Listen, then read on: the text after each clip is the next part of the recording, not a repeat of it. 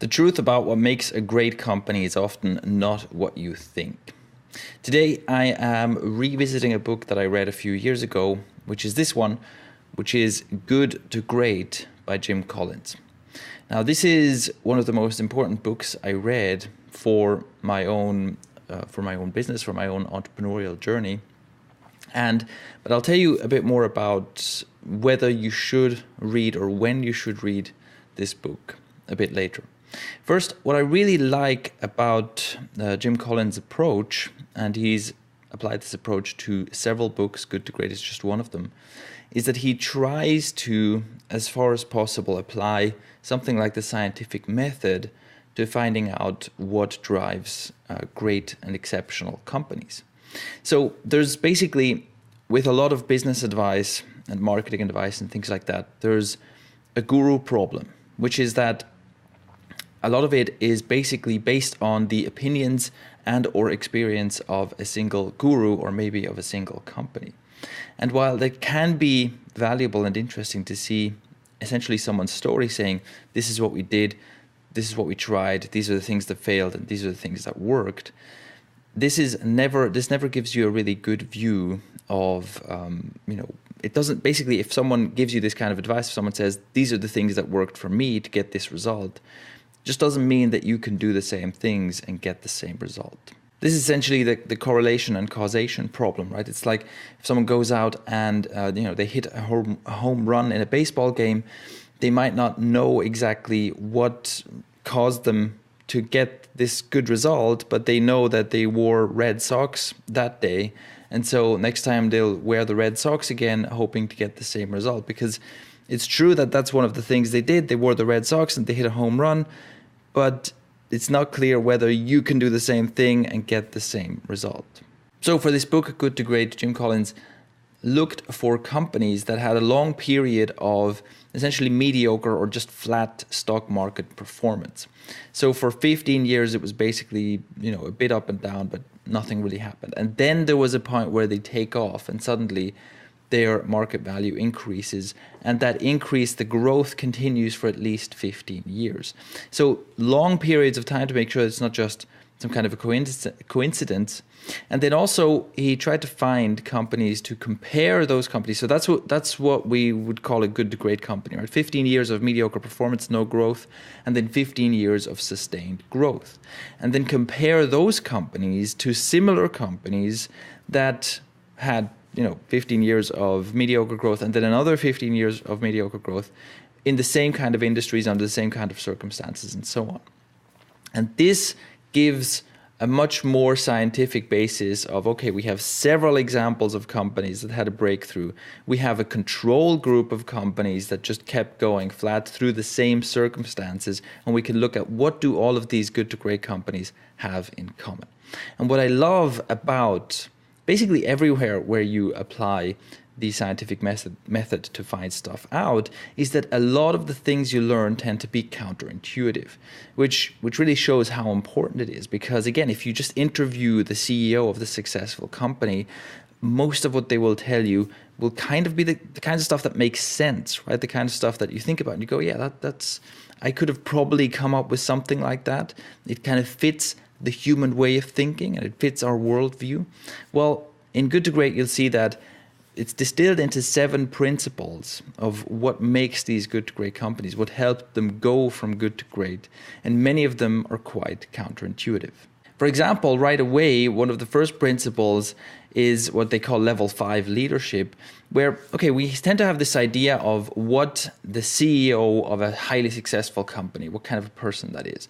And I think we tend to have this idea of, some kind of an eccentric genius, right? Maybe boastful and just different and like this powerhouse of a person, right? But really, that's not what CEOs of good to great companies are at all. They're not like that at all.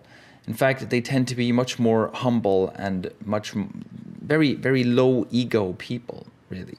And it goes into more detail about this. But again, basically everything you learn about what these leaders are like is pretty counterintuitive. And you soon realize that the reason we have this image of, an eccentric, boastful CEO in our heads is because those guys are more interesting to interview, Those guys make better stories, but it doesn't mean that those guys are the typical great CEOs. Now, I want to present you two of my favorite things, the most memorable things, most important things in this book for me. The first is the principle of first who, then what, which basically states that it's most important to get the right people on the bus being the company, right? To get the right people to join the company, get them in the right positions, and where the bus will drive, what exactly you'll do is actually secondary. So this is how important it is to have the right people or to develop the right people. So again, it's not that you have like this powerful CEO and he's got a bunch of helpers that just do the rote work to fulfill the vision. It's really that you have to get a really, really strong team together. And when you do get a really strong team together, it almost doesn't matter what you do with them. A really strong team will succeed at whatever. Whereas a weak team led by some boisterous CEO will probably just burn out. The other thing is the flywheel principle. So if you think about this growth curve that I've described, where you have basically no growth for a long time, and then you have like this turning point, right, where suddenly growth starts. Now, intuitively, we would think that, okay, something happened at that point, right? They launched a new product. They did maybe a whole rebranding. Maybe they fired a bunch of people, hired a bunch of new people. Maybe the CEO changed. What happens in reality is actually, usually nothing. It is true that, for example, maybe the CEO changed, but the CEO didn't change at the turning point. The CEO probably changed years before. And really, this turning point where growth starts is not kind of this one dramatic event that turns things around. It's actually what they call the flywheel principle.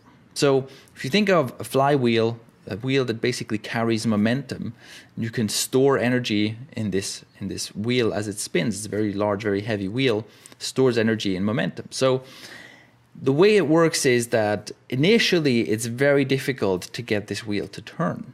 But as you put more and more effort into it, and you basically just do consistent small pushes on that wheel, will add up to more and more and more speed on the flywheel. And eventually you have all this energy stored up. In a company, the equivalent of this would be putting in place the right processes, the right people, the right systems, the right discipline, and just working on that day in and day out consistently for a long, long time.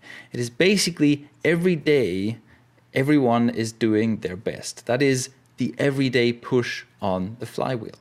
And all of this excellence, this is kind of excellence that accumulates over time, and eventually it leads to this turnaround point.